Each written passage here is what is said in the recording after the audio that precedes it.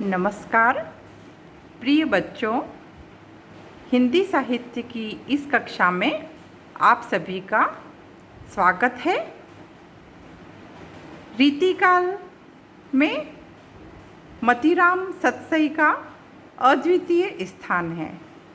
उसमें श्रृंगार के संयोग और वियोग वर्णन के जितने सुंदर चित्र हम देखते हैं, उन चित्रों की स्वाभाविकता, उन चित्रों की मनोरमता अन्य कवियों में दुर्लभ है।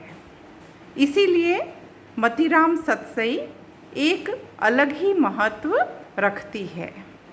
पिछले कई दिनों से हम मतीराम की व्याख्याओं का गहन अध्ययन कर रहे हैं। इसी क्रम में आज हम मतीराम भाग 4 पढ़ेंगे। शेष व्याख्याओं का हम अध्ययन करेंगे। नंबर 10 व्याख्या इस प्रकार है कि चंचलता तो चखनी की कहीं न जाए बनाए, जिने चाही चंचल महा चितो अचल होई जाए। बच्चों, मैंने आपको पूर्व में बताया था कि मतीराम ने मतीराम सतसई में नखशिख सौंदर्य का बड़ा ही मनोरम चित्रण किया है।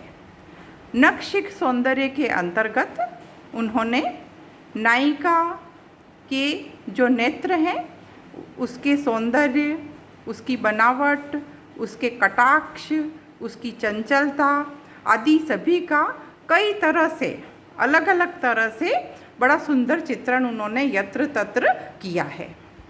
इस छंद में उन्होंने रूपवती नायिका के नेत्रों की सुंदरता का, उसकी चंचलता का बड़ा ही सुंदर चित्रण किया है।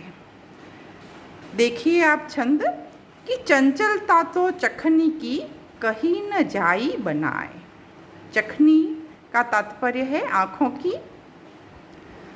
तो आँखों की चंचलता के बारे में वो बता रहे हैं कि नायिका के नेत्र तो सुंदर है ही, नेत्रों की सुंदरता का वर्णन कई कवियों ने किया है, लेकिन नेत्रों के अंदर जो भाव हैं, जो कि अमूर्त होते हैं, उन अमूर्त भावों का चित्रण कर देना बहुत बड़ी सिद्ध हस्तता होती है। और मतीराम ने शारीरिक सौंदर्य का तो चित्रण किया ही है, साथ में भावों को भी वह अत्यंत महत्व देते हैं। तो आँखों में बसने वाला जो भाव है कि चंचलता, कि नायिका के नेत्र तो अत्यंत सुंदर है ही, लेकिन उसके नेत्रों की जो चंचलता है उसका वर्णन तो किया ही नहीं जा सकता। कहीं न जाई बनाए, है ना, कि बनाए प्रयत्न करने पर भी उसकी चंचलता का वर्णन नहीं किया जा सकता। अर्थात मतीराम यहाँ पर अपने आप को असमर्थ समझ रहे हैं कि चंचलता का चित्र खींचना तो वास्तव में असंभव ही कार्य है। कि आगे पढ़ते हैं कि जिन्हें चाही चंचल महा चितो अचल होई जाए। कि जिन्हें चाही, है ना, कि जिन चंचल नेत्रों को चाह करके, नायिका के जो चंचल नेत्र है उनको चाह करके, उनको देख करके चंचल महा, जो अत्यंत चंचल चित्त है, चित्तों का अर्थ है चित्त, जो अत्यंत चंचल चित्त है वह भी अचल हो जाता है, वह भी स्थिर हो जाता है। अर्थात जो देखने वाले नायक हैं, जिन नायकों का जो चित्त है वह भी नायिका के चंचल नेत्रों को देख करके स्थिर हो जाता है। अर्थात स्थिर हो जाने का तात्पर्य क्या, कि उन्हें ही देखता रहता है और उसी के प्रेम में अनुरक्त हो जाता है, उन्हें प्रेम में स्थायित्व प्राप्त हो जाता है। इसलिए उनके जो नेत्र हैं, उनके नेत्रों की जो चंचलता है वह अप्रतिम है वह प्रभाव में बहुत ही ज़्यादा है। इसमें अलंकार देख लीजिए कि चाही चंचल में अनुप्रास अलंकार है। अगला छंद देखिए कि नंदलाल के रूप पर रीझी परी एक बार, अध मूंदी अखियन दई मूंदी प्रीति उगार। कि यह जो नायिका है वह नायिका कैसी है? मुग्धा नायिका है। मुग्धा नायिका का तात्पर्य है कि मोहित होने वाली नायिका, है ना, कि प्रेम के प्रारंभ में जो नायिका रूप दर्शन को देख करके मोहित हो जाती है उसे ही मुग्धा नायिका कहते हैं। और दूसरी खास बात क्या है इस छंद में कि यहाँ पर मतीराम ने वही जो अपने इष्ट देवता है कृष्ण के नाम का प्रयोग करके इस छंद को लिखा है। तो नंदलाल के रूप पर रीझी परी एक बार, कि नंदलाल अर्थात जो कृष्ण का जो श्यामल रूप है, सांवला सलोना जो रूप है, उसके ऊपर एक गोपी, है ना, रीझी परी एक बार, है ना, एक बार उनके ऊपर अनुरक्त हो गई, एक बार उस सुंदर रूप पर आकर्षित हो गई, अर्थात उन्हें देखते ही, है ना, उन्हें प्रेम करने लगी, उन्हें चाहने लगी। तो फिर उसकी स्थिति क्या हुई उसी का आगे चित्रण किया गया है कि अध मूंदी अखियन दई मूंदी प्रीति उगार। तो अब वह नायिका क्या करती है कि अपनी आँखों को अधमुंदा ही रखती है ना। अधमुंदी आँखें जो है वह प्रेम की स्थिति है ना। प्रेम में जो मनुष्य होता है उसकी आँखें पूरी खुलती ही नहीं है। पूरी क्यों नहीं खुलती है? क्योंकि संसार उसके लिए गौण हो जाता है ना। संसार को वह देखना ही नहीं चाहता, है ना। तो इसलिए उसकी आंखें पूरी खुलती ही नहीं है, अधमुंदी हो जाती है। और फिर दूसरा कारण ये है कि वह अपनी आँखों में छिपे भाव को छिपाना भी चाहती है ना। क्योंकि पूरी खुली आंखें होगी तो आँखों का जो प्रेम है वह बाहर अभिव्यक्त हो जाएगा। तो अपने प्रेम को छिपाने के लिए भी वह अपनी आँखों को अधमुंदा सा कर लेती है।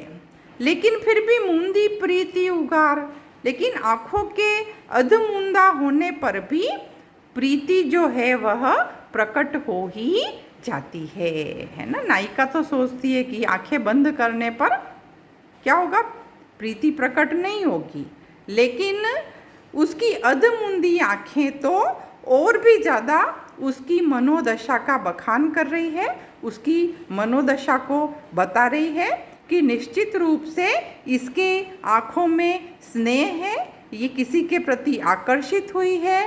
तो उसकी जो प्रेम की जो बात है वह सभी को उसकी अधमुंदी आँखों से पता चल जाती है।